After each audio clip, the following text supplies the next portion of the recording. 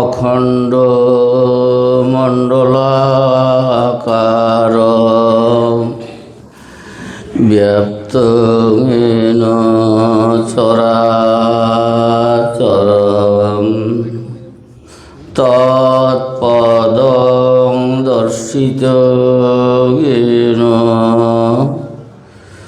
তস্मै শ্রী গুরবে নমঃ।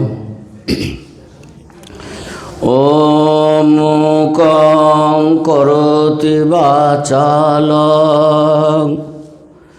पङ्गुं लङ्घयते गिरिं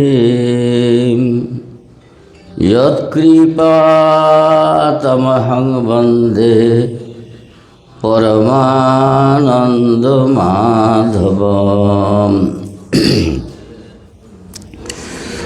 শ্রীমদ্ ভগবদ গীতা চতুর্থ অধ্যায় জ্ঞানযোগ। শ্রীমদ্ ভগবদ গীতার দ্বিতীয় অধ্যায় থেকে অষ্টাদশ অধ্যায় পর্যন্ত ভগবান যা বলেছেন সব জ্ঞানের কথা। তো জ্ঞান কীরূপ, জ্ঞান কাকে বলে? জ্ঞান সাধারণত একটা স্বাভাবিক জ্ঞান আছে, সেই জ্ঞানটি শিক্ষা দিতে হয় না, এটা আপনি আপনি হয়ে যায় প্রাকৃতিকভাবে। ফলে প্রকৃতির সাথে মানুষের এখানে একটি মিল আছে। প্রকৃতি মানে প্রকৃতিজাত পশু পাখি, এগুলো আহার নিদ্রা মৈথুন ভয়, এগুলো পশু পাখির যেমন জ্ঞান, মানুষেরও তেমনি জ্ঞান। এই জ্ঞান নয় এখানে। পশু পাখির জ্ঞানটি মানুষ ধরে রাখবে, এটি ভগবানের ইচ্ছা নয়। যেহেতু তাদেরকে মানুষ বানানো হয়েছে, সৃষ্টির সেরা জীব বানানো হয়েছে, সে কারণে মানুষ ওখানে নিবদ্ধ থাকলে হবে না। তাই ভগবানজি শ্রীগীতায় কোন জ্ঞান অবধারণ করতে হবে মানুষকে, তা তিনি ব্যক্ত করেছেন। এই গীতার সেই জ্ঞান কি? প্রথমত জ্ঞানকে এই পশু পাখি ব্যতীত একটি মধ্যম শ্রেণীর জ্ঞান আছে, সেই জ্ঞানের কথাও ভগবান এখানে বলছেন না। মধ্যম শ্রেণীর জ্ঞানটি হলো প্রকৃতিকে, প্রকৃতিজাত এই জগৎটা কিভাবে সৃষ্টি হয়েছে, এই জগৎ কিভাবে স্থিতি হয়, কিভাবে লয় হয়, বস্তু থেকে বস্তু তৈরির ফর্মুলা। আমরা যা করি প্রকৃতিকে আমাদের সুবিধা মতো অ্যাডজাস্ট করে নিই, পরিবর্তন করে নিই, রূপান্তর করে নিই, এই জ্ঞানের কথা ভগবান বলেন নাই। ভগবান যে জ্ঞানের কথা বলছেন, যে আমাদের যেটি আয়ত্ত করতে হবে, সেই জ্ঞানটি আধ্যাত্মিক এবং পারমার্থিক। পারমার্থিক জ্ঞানে পৌঁছতে হলে আগে আধ্যাত্মিক জ্ঞান অর্জন করতে হয়। সেই আধ্যাত্মিক জ্ঞানটা কি? আত্মাকে অধিকার করে আমাদের দেহটা যে টিকে আছে, এই জ্ঞানটা হচ্ছে আধ্যাত্মিক জ্ঞান। এইভাবে আমরা বললাম, কিন্তু এটা নয়। আসল হচ্ছে এই দেহটাকে আত্মা কিভাবে টিকিয়ে রেখেছে সেই জ্ঞানটি জানা, এবং এই দেহের কী কী উপাদান আছে সেই উপাদানের সাথে আত্মার সম্পর্কটা কি, এতগুলো জানার নাম হচ্ছে জ্ঞান। আর যেটা পারমার্থিক জ্ঞান, সেটা দেহে সৃষ্টির সাথে তার কোনো সম্পর্ক নেই। সেটা সৃষ্টির অতীত জ্ঞান, পরমেশ্বরের জ্ঞান, ঈশ্বরের জ্ঞান, পরমাত্মার জ্ঞান এবং পরমাত্মাকে আমাদের আত্মার উপরে জানার জ্ঞান, সেটা হচ্ছে পারমার্থিক জ্ঞান। এইভাবে সেই জ্ঞানটা অর্জন করার জন্যে আধ্যাত্মিক জ্ঞান এবং পারমার্থিক জ্ঞান অর্জন করার জন্যে, আয়ত্ত করার জন্যে ভগবানজি বলছেন। এই গীতার 4th অধ্যায়ের প্রথম মন্ত্রে ইমং বিবস্বতি যোগং প্রত্যবান অহমব্যয়ম বিবস্বান মনবে প্রাহ মনোরিক্বা কবব্রবীত। এই মন্ত্রটিতে ভগবান বললেন, আমি বিবস্ব থেকে এই জ্ঞানটি বলেছিলাম, যা অব্যয়। কাকে বলেছিলাম? বিবস্বতকে। বাংলায় অনুবাদ করে সূর্যকে বলা হয়েছে। বিবস্বতে একটা প্রতিশব্দ সূর্য হয়। তো যা হোক, তিনি বলেছে অব্যয়ম, এই জ্ঞান কখনো নষ্ট হয় না। অব্যয়ম বলেছেন। কোন জ্ঞান নষ্ট হয় না? যে জ্ঞান সৃষ্ট নহে। যে জ্ঞান সৃষ্ট তার পরিণতি হবেই হবে। এই জন্য আমাদের সৃষ্টির মধ্যে যা আছে সবগুলো সৃষ্ট জ্ঞান যা করছে, হ্যাঁ, সেগুলো সব নষ্ট হবে। কিন্তু যে জ্ঞান অনুৎপন্ন, সনাতন অনুৎপন্ন, পরব্রহ্ম অনুৎপন্ন, ঈশ্বর অনুৎপন্ন, ঈশ্বরের সমস্ত বিধান অনুৎপন্ন। এই কারণেই ভগবান বললেন, আমি যে তোমাকে যে জ্ঞানের কথা বলছি তা অব্যয়, তা অনুৎপন্ন। এই জ্ঞান ক্রমে ক্রমে, প্রথমে আমি তো বিবস্বতকে বলেছিলাম, বিবস্বত তোর পুত্র মনুকে বলেছিল, মনু তৎপুত্র ইক্ষ্বাকুকে বলেছিল, ইক্ষ্বাকু ক্রমে ক্রমে রাজঋষিরা প্রাপ্ত হয়েছেন। কালক্রমে সে জ্ঞান বিলুপ্ত হয়ে গেছে। এখন কিছুক্ষণ আগে বললাম অব্যয়, এটা তো বিনাশ নেই, তো বিলুপ্ত হয়ে কোথায় যাবে? হ্যাঁ, বিলুপ্ত হয়ে জ্ঞান জ্ঞানের স্থানে চলে যাবে। আমাদের এই বর্তমান জগতে নেটওয়ার্ক নামক একটি কথা আছে। তো নেটওয়ার্কে যা দেওয়া থাকে, কম্পিউটারে বাটন টিপলে মানুষ ইচ্ছা মতো সেটা বের করে নিতে পারে। আমাদের জ্ঞান বিলুপ্ত হয়ে সেরূপ ভগবানের নেটওয়ার্কে চলে যায়। সেখান থেকে আবার ঋষিরা জ্ঞান করেন, লাভ করেন। সেই ভগবানের নেটওয়ার্কটার নাম কি জানেন? চিৎ। সৎ চিৎ আনন্দ। ভগবানের চিৎ সত্তাতে সেই জ্ঞান চলে যায়। কালক্রমে আবার সেগুলো আবিষ্কার করে নিতে, ধ্যান করে নিতে হয়। রাজর্ষি সে প্রাপ্ত হয়েছেন। এখানে রাজর্ষি যারা প্রাপ্ত হয়েছে, এটা দুইটা অর্থ হয়। রাজর্ষির দুইটা অর্থ হয়। একটি হচ্ছে ঋষির মধ্যে যারা শ্রেষ্ঠ, তারা হচ্ছে রাজা। আমাদের যেমন সাধুদেরকে মহারাজ বলা হয়। মহারাজ মানে কি তারা কি রাজা হয়েছে? না, মহারাজ মানে মহানে বিরাজতে মহারাজ। যারা মহানের মধ্যে অবস্থান করে, বিরাজ করে, সেটাই বলা হয়েছে। এরা মহানের মধ্যে বিরাজ করছে। মহারাজ, আমরা বড় হয়নি, মহারাজ রাজা হয়নি, রাজর্ষি। আরেকটা হচ্ছে রাজর্ষি শব্দ তো রাজা যিনি ঋষি হয়েছেন, তিনি রাজঋষি।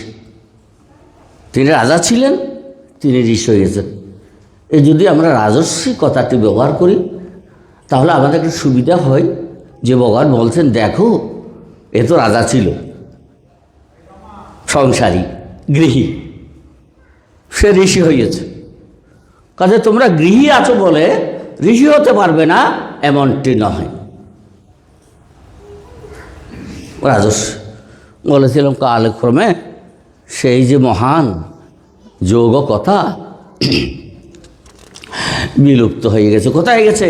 তার সস্থানে চলে গেছে জ্ঞান। পৃথিবীতে যে জ্ঞানগুলো এসছে একটি উদাহরণ নেই যে ভগবান জ্ঞানগুলো একটি পুস্তকে লেখে আকাশ থেকে সুরে মানুষকে দিয়েছেন। জ্ঞানটা মানুষের মধ্যে কিভাবে এসেছে? ইয়ো ব্রহ্মাণং বিদুরাতি পূর্বং বই বেদাংশ মহিষি তস্মৈ তং হ আত্মবুদ্ধি প্রকাশম। হ্যাঁ, তাহলে সেখানে কি আছে? ইয়ো ব্রহ্মাণং বিদুরাতি পূর্বং, যিনি ব্রহ্মাকে প্রথম সৃষ্টি করেছিলেন। ইয়ো ব্রহ্মাণং বিদুরাতি পূর্বং, হ্যাঁ তসমিন নাকি হয়তো পড়ে গেছে। তা যিনি তার হৃদয়ে বেদ সঞ্চার করেছিলেন, ব্রহ্মাকে লিখে সেই বেদটা ব্রহ্মার হাতে দেন নাই। ব্রহ্মাকে কি করতে হয়েছে? ধ্যান করতে হয়েছে। ধ্যান করার ফলে তার হৃদয়ে ওই যে মহাসাগর থেকে এটা প্রবেশ করলো নদীতে জল। এইভাবে এসেছে জগতের জ্ঞানগুলো। তো কালক্রমে জ্ঞান বিলুপ্ত হয়ে যায়।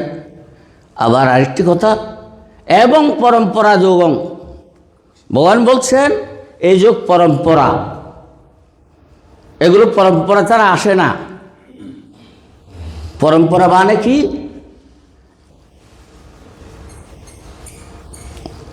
একটা লোহা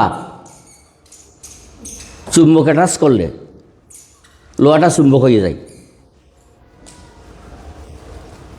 এরকম লোহার সাথে লোহা লাগাও, ওই লাস্টেরটা চুম্বক হয়ে যাবে। ঠিক তেমনি ভাবে সেটা তো লোহা হতে হবে চুম্বক হবার জন্যে। লোহা না হলে চুম্বক হওয়া যায় না। তাই গুরু তিনি যে শিষ্যকে দেবেন, শিষ্য যদি লোহা না হয় পাস হবে না। শিষ্যকে তৈরি হতে হবে, তখনই পাস হবে। তাই এবং পরম্পরা যোগন, এইভাবে পরম্পরা হয়। যে শিষ্য তৈরি হয়নি তাকে দেওয়া মানে উলুবনে মুক্তা ছড়ানো। এই জন্যই তখন তো রাজঋষিরা পেয়েছিলেন, তারা তো যাকে তাকে বল দিতে পারতেন, যা তুই ওকে বলিস, তুই ওকে বলিস, তুই ওকে বলিস, তুই ওকে বলিস। আমাদের কাছে আসতে পারতো না, আসবে না। এটা হচ্ছে এবং পরম্পরা যোগ। আমি এরূপ পরম্পরা যোগ বলেছিলাম, কালক্রমে নষ্ট হয়ে গেছে। এখন আমার তোমাকে বলছি, অর্জুনকে উপলক্ষ করে বিশ্ববাসীর কাছে, আবার বিশ্ববাসীর কাছে না, বিশ্ববাসীকে তিনি দাঁত দাঁড়েন না। অর্জুনের মাধ্যমে তিনি তাদেরকে জানাচ্ছেন যারা জিজ্ঞাসু। যারা জিজ্ঞাসু নয় তাদের জন্য ভগবান কিছুই বলছেন না। এই জিজ্ঞাসুর জন্য তিনি বলেছেন। জিজ্ঞাসু না থাকলে আবার বিলীন হয়ে যাবে। আমরা এখন কেউ জিজ্ঞাসু না, আমরা এমনি কি করা যায় আর? গুরু ধরেছি, গুরুকে ঈশ্বর জ্ঞান করতে পারিনি, গুরুকে মানুষ জ্ঞান ধরে পড়ে রয়েছি। আমার বাবাজি যখন দেহত্যাগ করলেন, আমাদের ব্রহ্মচারীদের মধ্যে তারা বলল, বাবাজি এটি চিঠি কেন কেন? ওয়ান্ডারফুল। কেন? মানুষ বুদ্ধি করেছে গুরুতে। তো গুরুতে যারা মানুষ বুদ্ধি করে তাদের উন্নতি হওয়ার কোনো সম্ভাবনা নেই, তারা চুম্বকে পরিণত হবে না কখনো। তো বললেন, আমি অর্জুনের মাধ্যমে হে জিজ্ঞাসু, পৃথিবীতে যারা জিজ্ঞাসু আসে তোমাদের জন্য এই কথাগুলো বললাম, ধরে রাখো, জন্ম জন্মান্তর ধরে একদিন তোমরা এই জ্ঞানের দ্বারা মুক্ত হয়ে যাবে। এই শ্রীমদ্ ভগবত গীতায় ভগবানজি একটি কথা বলেছেন, তো আগের কিছুক্ষণ আগে বললাম, তিনি লিখে পাঠান নাই, ধ্যান করে আনতে হবে। হ্যাঁ, তো ভগবান কী করলেন, রে বাবা ধ্যানই তো পাচ্ছি না জগতে, এগুলো আহরণ করার জন্যে, তো আমি যাই, আমি মানুষের বেশে যাই সেই কথাগুলো বলবো জিজ্ঞাসুদের জন্যে। তাই তিনি অবতার হন। এই অবতার কথাটি ভগবান শ্রীগীতায় বলাতে অবতার কথার বাইরে যাওয়ার কোনো সম্ভাবনা নেই। অবতার মানতে হবে। অবতার মানুষের মধ্যে ব্যবধান আছে, অবতারে মানুষের মধ্যে ব্যবধান আছে। মানুষও ভগবানের অবতার, সব মানুষ সবাই ভগবানের অবতার, কিন্তু এগুলো হচ্ছে অংশ, আবেশ, অংশাংশ, বিভূতি, এরূপ অনেক প্রকারের অবতার আছে। এগুলো না,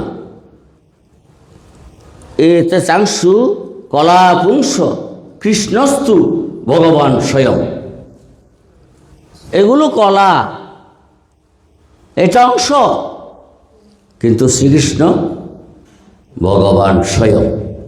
এই কথাটির দ্বারা ব্যাসদেব ভাগবতে তিনি ঘোষণা করলেন যে এটা ভগবান স্বয়ং, এটা মানুষ নয়।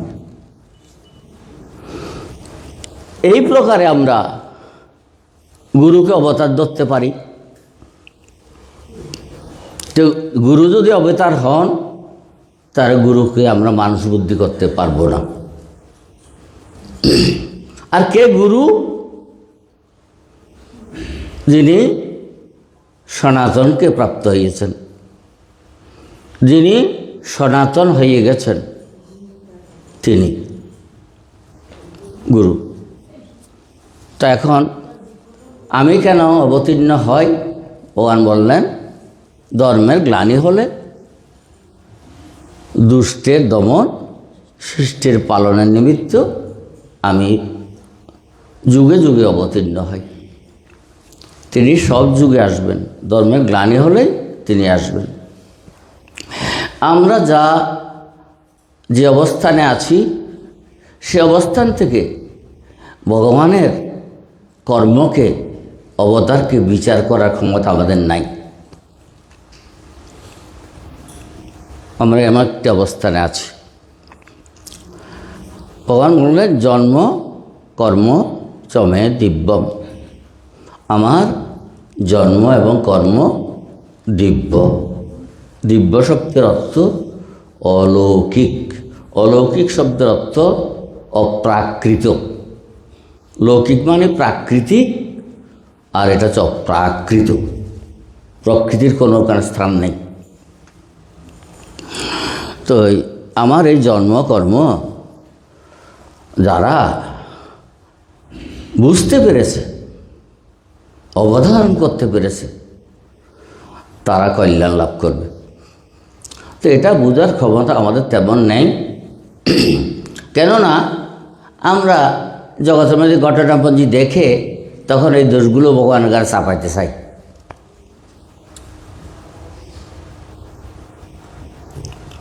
গোপনাগারে ভগবান সৃষ্টি করেছেন শয়তানকে, ভালো লোকটাকে ভগবান সৃষ্টি করেছেন, তিনি শয়তান সৃষ্টি করলেন কেন? এরূপ প্রশ্ন করি। এটা আমরা তার সমাধান করতে পারবো না, কারণ আমরা এমন একটি অবস্থানে আছি। অবস্থানটি, প্রথম অবস্থান হচ্ছে আমরা এখন সপ্তম মনুর কালে অবস্থান করছি। এটা সপ্তম মনুর অধিকার এই কালটি। এর আগে 6টা মনু চলে গেছে। ওই 6টা মনুর যুগটা আমরা দেখি নাই, সেগুলো বিচার করার ক্ষমতা আমাদের এখনো হয়নি। আচ্ছা, এটা বললাম এই মনুর, আমাদের মনুর মধ্যে 14টা মনুর মধ্যে আজকে 7টা চলছে, আরও 7টা আছে। কিন্তু এই 14টা মনু আরম্ভ হওয়ার আগে তা তো ছিল, তার আগে তো ছিল, তার আগে তো ছিল, তার আগে তো ছিল, জানি না কখন আরম্ভ হয়েছিল। কাজে এতটুকু বিচার করার ক্ষমতা মানুষের নেই। কাজে দুষ্টের দমন শিষ্টের পর দিয়েছেন। আর একটি কথা বললেন, দেখো, মানুষ যদি কল্যাণ লাভ করতে চায়, তার প্রথম যে কাজটি করতে হবে সেটি হচ্ছে কর্মশোধন। মানুষের জীবনটা কর্মময়, কর্মময়। কর্ম করতে গিয়ে তারা বিপাকে পড়ে। তো তাদের জানা উচিত, জিজ্ঞাসুদের, সব মানুষকে বলছি না, জিজ্ঞাসুদের জানা উচিত। ভগবান বলতেন যে কি, কর্ম কি তাকে জানতে হবে, অকর্ম কি তাকে জানতে হবে, বিকর্ম কি তাকে জানতে হবে। 3টা কথা ভগবান বললেন। কর্ম কি জানতে হবে, অকর্ম কি জানতে হবে, আর বিকর্ম কি জানতে হবে। কুমারনাথ সুধা করে যে অনুবাদটি করা হয়েছে সে অনুবাদটি সঠিক নয়। এটা ওনার চেতনাতে যায় এসেছে তাই লিখেছেন, এটা এরূপ হবে না। তিনি বিকর্মকে কর্মত্যাগ বুঝিয়েছেন অনুবাদে। না, বিকর্ম মানে দোষযুক্ত কর্ম, নিষিদ্ধ কর্ম, নিষিদ্ধ কর্ম। কর্ম অকর্ম, কর্ম অকর্ম, আর হচ্ছে বিকর্ম। কর্ম কি? ভগবান বলছে কর্ম কি? যেই কর্মে কামনা আসক্তি এগুলো নেই সেটি কর্ম। কামনা আসক্তি নেই যে কর্মে, কর্তব্যবোধে শাস্ত্রের আদেশে গুরুর আদেশে যে কর্ম করা হয় তা আবার বেদবিহিত, সেগুলো কর্ম। আর অকর্ম কি? অকর্ম দুটি অর্থ। একটা হচ্ছে কর্ম না করা, অকর্ম মানে নিষ্কর্মা, এটা একটা কর্ম হয়। আরেকটা কর্ম হয়, 3টা বলবো। আরেকটা কর্ম হয় যে কর্ম ফল প্রসব করে, যে কর্ম ফল প্রসব, ভালো কাজ তো ফল প্রসব করবে, খারাপ কাজ করে না, তারা পুণ্য দান টান করে, ফল প্রসব কর্ম, কাম্য কর্ম, এগুলো অকর্ম। কেন অকর্ম? কারণ তা মানুষকে মুক্তি দিতে পারে না। আরেকটা হচ্ছে অকর্ম, এটা আসল। ভগবানজি বলছেন দেখো, কর্ম করেও যখন তার সাজা পেতে হয় না, বন্ধন হয় না, সেটি অকর্ম। তুমি কর্ম করেছো, কর্ম তোমাকে বন্ধন করবে না, সেটি তো নিষ্কাম কর্ম, এগুলো বন্ধন করবে না। এইভাবে অর্থগুলো করা যায়। আর ওইভাবে করা যায়। প্রথম কর্মটা কাম্যকর্ম, দ্বিতীয় কর্মটা 3 ভাগে বিভক্ত, নিষ্কর্মা, আরেকটা হচ্ছে দুই অর্থ। আরেকটা অর্থ হচ্ছে কি, কর্ম করো, কর্মের ফল না হওয়া, বদ্ধ না হওয়া। এইভাবে বিকর্ম মানে নিষিদ্ধ কর্ম, এইভাবে অর্থ করতে হবে। এটা জেনে আমাদের কি করা উচিত ভগবানজি বলছেন, হ্যাঁ, কি করা উচিত? আচ্ছা, তারপর ভগবান বললেন, হে জিজ্ঞাসু ব্যক্তি, তুমি কাকে জিজ্ঞেস করবে? জিজ্ঞাসু ব্যক্তিদের জিজ্ঞেস বলা হচ্ছে, কাকে জিজ্ঞেস করবে? তত্ত্বদর্শীর কাছে যাবে।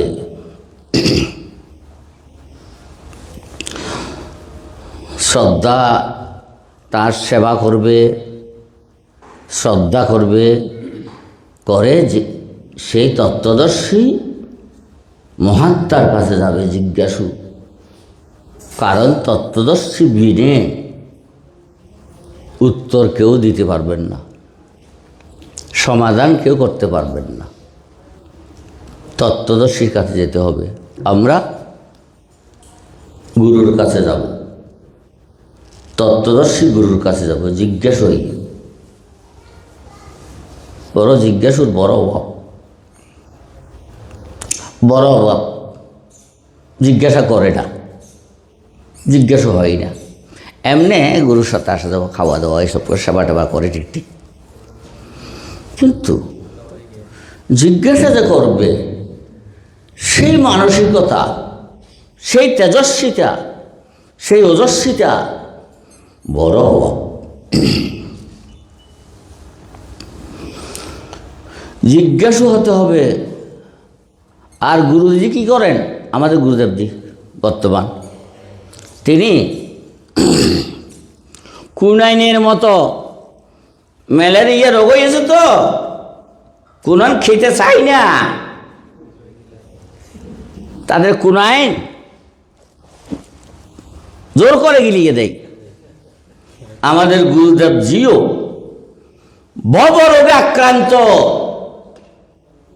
কুনাইনের সেই ম্যালেরিয়ার সেই আর মারাত্মক রোগ, সেই রোগে আক্রান্ত অন্তবাসীদের কুনাইনের মতো গিলাতে চাচ্ছেন, দেখতে পেলাম। কিন্তু সেটা হচ্ছে কি, উদ্গার হয়ে যায়, থাকে না। তিনি দিয়েছেন কিন্তু উদ্গার, বমি হয়ে গেছে, থাকে নাই জমা। এটা হলো আমাদের মনে রাখতে। এই কথাগুলো কেন বলছি? এগুলো বলছি আমাদের আশ্রমের সৌন্দর্য, গুরুদেবজিরা যা করে গেছেন এখানে আমাদের জন্য, এইটার সৌন্দর্যটা রক্ষা পাবে তারা যদি জিজ্ঞাসু হয় এবং গুরু যা জোর করে গিলাচ্ছেন সেটা যদি উদ্গার না করে।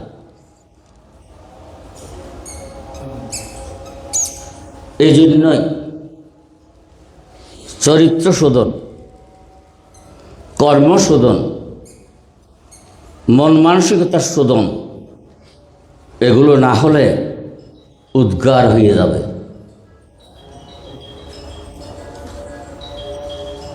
এগুলো হচ্ছে প্রথম উপাদান। এজন্য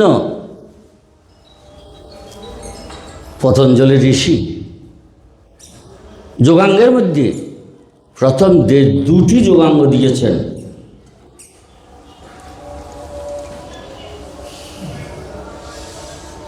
বললাম যম আর নিয়ম। এই দুটি যে আয়ত্ত করে নাই তার যোগ সাধনা বিফল। 1000 বছর যদি নাক টিপ, পুরো কুম্ভক রেচক কর, কোনো কাজ হবে না। আর যারা অধ্যয়ন করছে, শাস্ত্র অধ্যয়ন, সেই শাস্ত্র কোনো কাজেই আসবে না। সেই কাজ তো কেবল বাগবিতণ্ডায় লাগবে, অহংকার সৃষ্টি করবে। এই জন্য অধ্যয়ন নয়, স্বাস্থ্য জানতে হয় ধ্যানে বসে। গুরু যা দিলেন তা ধ্যান করে মিলিয়ে নিতে হবে। অমুকের কথা শুনে নয়।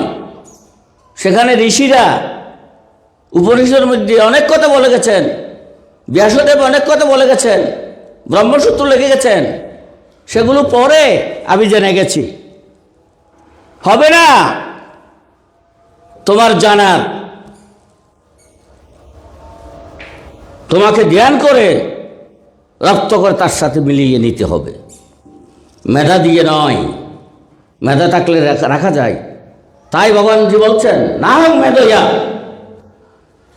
তো মেধার অহংকার করো, তোমার মৃত্যুকালে তোমার মেধা স্তব্ধ হয়ে যাবে, কিছুই থাকবে না। তখন কি করবে?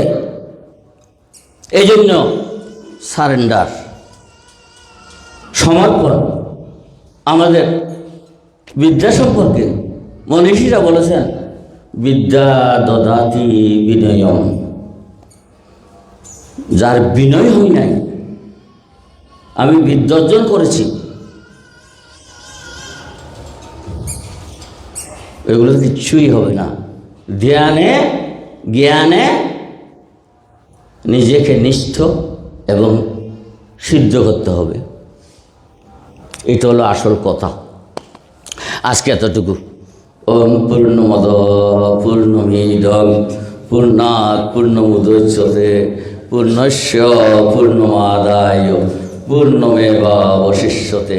ওম শান্তি শান্তি শান্তি।